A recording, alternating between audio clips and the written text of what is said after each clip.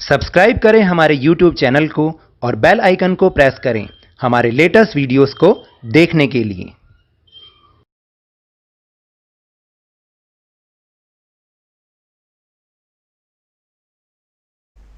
Hello and welcome to Lavneesh sir की class. आज की ये शिक्षा निदेशालय राष्ट्रीय राजधानी क्षेत्र दिल्ली की वर्कशीट नंबर 22 जो कि कक्षा 8वीं के विद्यार्थियों के लिए है। यह ली गई है हिंदी विषय से और इसमें हम आज फिर से एक बार समझ रहे हैं पाठ जहां पहिया है को। तो देखिए, पिछली 2 या 3 वर्कशीट में हमने इस पाठ को समझा है और हमने ये जाना कि कैसे तमिलनाडु के पुट्टुकोट्टई गांव में महिलाओं ने अपनी आज़ादी के प्रतीक को दिखाते हुए साइकिल चलाना सीखा।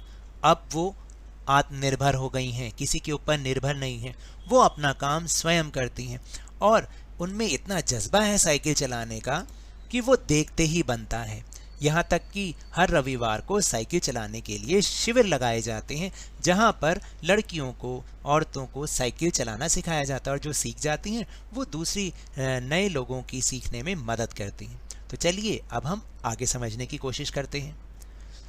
साइकिल चलाने के लिए बहुत निश्चित आर्थिक निहितार्थ थे। इससे आय में वृद्धि हुई है। यहाँ की कुछ महिलाएं अगल बगल के गांवों में कृषि संबंधी अथवा अन्य उत्पाद बेच आती हैं। तो देखिए, जो पहली लाइन है ना, इसका अर्थ है कि साइकिल चलाने के बहाने उनके कुछ रुपए पैसे से संबंधित भी कुछ मतलब उनकी क्या कहूँ कि मतलब हैं, क्योंकि इससे उनको बहुत फ़ायदा हुआ रुपए पैसों का भी। क्योंकि बहुत सारी महिलाओं ने, आपने देखा कि आसपास के गांव में जाके अपनी फसल या जो भी उत्पाद है वो बेचारी बेच आती हैं, जिससे उनको आय मिलती है। तो इसलिए भी वो साइकिल चलाना सीखना चाहती हैं। साइकिल की वजह से बसों के इंतज़ार में व्यय होने वाला उनका समय बच जाता है। यानी व्यय का मतलब खर्च होने वाला समय जो बस के इंतज़ार में लगाती थी, अब साइकिल चलाने से वो बच जाता है। ख़राब परिवहन व्यवस्था वाले स्थानों के लिए तो यह बहुत ही महत्वपूर्ण है, क्योंकि हम जानते हैं कि हालांकि भारत में हर जगह सड़कें हैं, लेकिन फिर भी खराब सड़कों के कारण खराब परिवहन व्यवस्था के कारण बहुत ज़्यादा समय व्यय होता है। दूसरे, इससे इतना समय मिल जाता है कि ये अपने सामान बेचने पर ज़्यादा ध्यान केंद्रित कर पाती हैं। यानी ज़्यादा ध्यान वो अपने बिजनेस पर या जो भी वो काम करती हैं उस पर वो लगा पाती हैं। तीसरे, इससे ये और अधिक इलाकों में जा पाती हैं। तो देखिए, पहले कितने कम इलाकों में जा पाती थी क्योंकि बसों में जाती थी। अभी जब से साइकिल चलाना सीख लिया ना, तब तो इनको फ़ायदा ही फ़ायदा हो रहा है कि ये और भी ज़्यादा इलाकों में जाके अपना सामान, जो भी अपना उत्पाद है, उसको वो बेच आती हैं। अंतिम बात यह है कि अगर आप चाहें तो इससे आराम करने का काफ़ी समय भी मिल सकता है, क्योंकि जो टाइम बच रहा है उससे वो बेचारे आराम भी कर पाती थी।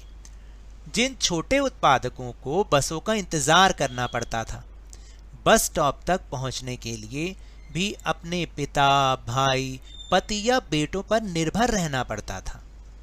अब उन्हें ऐसा नहीं करना पड़ता। वे अपना सामान बेचने के लिए कुछ गिने चुने गांवों तक ही जा पाती थीं पहले। कुछ को पैदल ही चलना पड़ता था। जिनके पास साइकिल नहीं है वे अब भी पैदल ही जाती हैं। फिर उन्हें बच्चों की देखभाल के लिए या पीने के पानी लाने जैसे घरेलू कामों के लिए भी जल्दी ही भागकर पहुंचना पड़ता था।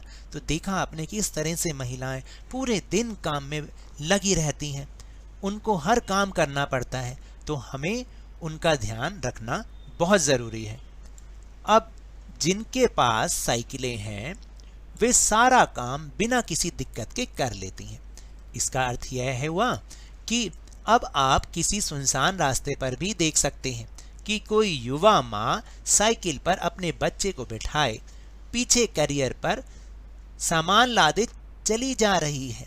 वह अपने साथ साथ पानी से भरे 2 या 3 बर्तन लिए अपने घर या काम पर जाती देखी जा सकती है। तो वाकई ये सीन बहुत ही अच्छा होगा, क्योंकि महिलाओं का आत्मनिर्भर होना बहुत ज़्यादा ज़रूरी है। कम से कम उन्हें हर काम के लिए किसी की ओर देखना तो ना पड़े ना। इसीलिए इस पुट्टुकोट्टई जिले में औरतों ने, महिलाओं ने साइकिल चलाना सीखा और वाकई ही ये बहुत शानदार बात है। इसके लिए तो हम भी उनको बधाई देते हैं। अन्य पहलुओं से ज़्यादा आर्थिक पहलू पर बल देना गलत होगा। साइकिल प्रशिक्षण से महिलाओं के अंदर आत्मसम्मान की भावना पैदा हुई है, ये बहुत महत्वपूर्ण है। अगर हम ये कहें कि वो केवल पैसा कमाने के लिए साइकिल सीख रही हैं तो ये कहना गलत होगा, क्योंकि साइकिल चलाने से उनके अंदर एक आत्मसम्मान की भावना पैदा हुई है। फातिमा का कहना है, बेशक यह मामला केवल आर्थिक नहीं है। फातिमा ने यह बात इस तरह कही जिससे मुझे लगा कि मैं कितनी मूर्खतापूर्ण ढंग से सोच रहा था, क्योंकि लेखक यही सोच रहा था कि शायद पैसा कमाना है इसलिए ये लोग साइकिल चलाना सीख रही हैं, लेकिन ऐसा नहीं, क्योंकि उनमें आत्मसम्मान पैदा हो रहा है, वो आत्मनिर्भर बन रही हैं, इसलिए वो साइकिल चलाना सीख रही थी। उसने आगे कहा, साइकिल चलाने से मेरी कौन सी कमाई होती है, मैं तो पैसे ही गंवाती हूँ। मेरे पास इतने पैसे नहीं हैं कि मैं साइकिल खरीद सकूं, लेकिन हर शाम मैं किराए पर साइकिल लेती हूँ ताकि मैं आज़ादी और खुशहाली का अनुभव कर सकूं। पुडुकोट्टई पहुंचने से पहले मैंने इस विनम्र सवारी के बारे में कभी इस तरह से नहीं सोचा था। मैंने कभी साइकिल को आज़ादी का प्रतीक नहीं समझा था, यानी हम लेखक की बात कर रहे हैं। एक महिला ने बताया, लोगों के लिए यह समझना बड़ा कठिन है कि ग्रामीण महिलाओं के लिए यह कितनी बड़ी चीज है। उनके लिए तो यह हवाई जहाज उड़ाने जैसी उपलब्धि है। लोग इस पर हंस सकते हैं, लेकिन केवल यहाँ की औरतें ही समझ सकती हैं कि उनके लिए यह कितना महत्वपूर्ण है।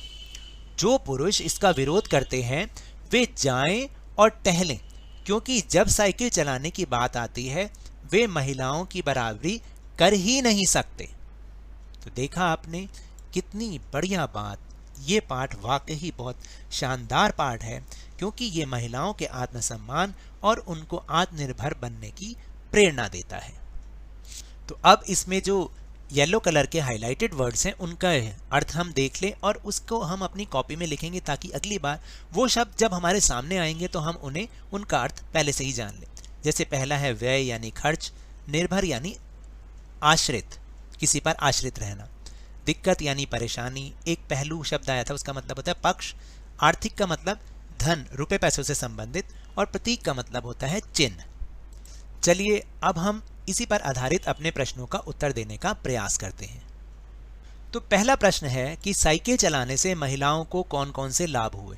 तो देखिए इसका उत्तर है कि साइकिल चलाने से महिलाओं को अनेक लाभ हुए। जैसे महिलाएं छोटे मोटे बाहर के काम अब स्वयं करने लग गईं, वे अपने उत्पाद कई गांव में ले जाकर बेचने लगीं, उनकी आर्थिक स्थिति सुधरी और उन्हें आत्मनिर्भर बनाया, यानी वो आत्मनिर्भर बनी।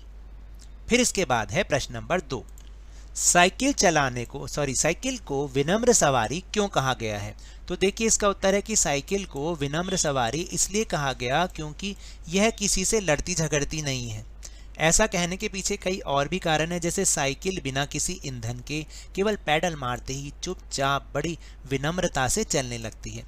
ये पूरी तरह से प्रदूषण मुक्त सवारी है, यहाँ तक कि शोरगुल भी नहीं करती। देखा आपने, ना वायु प्रदूषण ना ध्वनि प्रदूषण।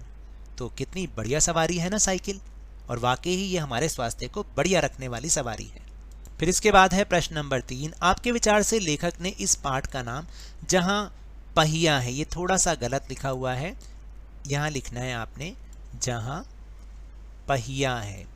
तो आपको क्या लगता है कि लेखक ने इस पाठ का नाम जहां पहिया है क्यों रखा होगा। तो देखिए ये मेरा सुझाव है कि लेखक ने इस पाठ का नाम जहां पहिया है इसलिए रखा होगा क्योंकि पहिए को गतिशीलता का प्रतीक माना जाता है, और जब पुडुकोट्टई में महिलाओं द्वारा साइकिल आंदोलन चला तो उनका जीवन भी अब गतिशील हो गया, यानी आगे की ओर प्रगति की ओर बढ़ने लग गया। फिर इसके बाद है प्रश्न नंबर 4, यानी आखिरी प्रश्न, एक गतिविधि है। जिस प्रकार से साइकिल को सीखने से ग्रामीण महिलाओं को काफी लाभ हुए, उसी प्रकार से ऐसे किसी अन्य कौशल के बारे में लिखिए जिसको सीखने से ग्रामीण महिलाओं को काफी लाभ हो सकता है और कैसे। तो देखिए इसका उत्तर, वो भी मेरा एक सुझाव है, आपका सुझाव कुछ और भी हो सकता है। आज भी ग्रामीण महिलाओं को कई प्रकार की बंदिशों में रहना पड़ता है, ये तो आप सबने भी शायद देखा होगा जब आप अपने गांव में जाते होंगे। आज शहरों में महिलाएं लगभग हर क्षेत्र में पुरुषों से कंधा मिलाकर चल रही हैं। हमारे देश में महिलाएं ऊंचे पदों पर आसीन हो चुकी हैं, यानी बहुत ऊंची ऊंची पोस्ट पर भी हैं, जैसे प्रधानमंत्री, राष्ट्रपति, मुख्यमंत्री, न्यायाधीश और बहुत सारे ऊंची पोस्ट। लेकिन गांवों की महिलाओं के लिए अभी भी यह सब किसी सपने जैसा ही है। तो ऐसे बहुत सारे कौशल हैं जिनको सीखने से ग्रामीण महिलाएं काफ़ी हद तक लाभान्वित हो सकती हैं, जैसे पापड़ बनाना उद्योग, मशीन सिलाई उद्योग, बुनकर उद्योग। इस तरह से वे छोटे छोटे कौशल सीखकर आगे निकल सकती हैं और अपने जीवन स्तर को बेहतर बना सकती हैं। तो इसी उम्मीद के साथ कि इस पाठ को पढ़कर हमारे मन में भी महिलाओं के लिए सम्मान बढ़ जाए, तो ये तो थी आज की वर्कशीट। अगर मेरे इस तरह समझाने से आपको थोड़ा सा भी समझ में आया हो तो इस चैनल को ज़्यादा से ज़्यादा सब्सक्राइब कीजिए, लाइक कीजिए और बहुत ज़्यादा शेयर भी कीजिए। और हाँ, मेरे साथ इसी तरह वर्कशीट को समझते रहिए, लेकिन ध्यान और मन लगाकर पूरी मेहनत और लगन के साथ पढ़ते रहिए। लेकिन अगर आपको कोरोना वायरस से बचना है तो मास्क तो जरूर लगा के रखिए, क्योंकि जब तक दवाई नहीं तब तक कोई ढिलाई नहीं। धन्यवाद।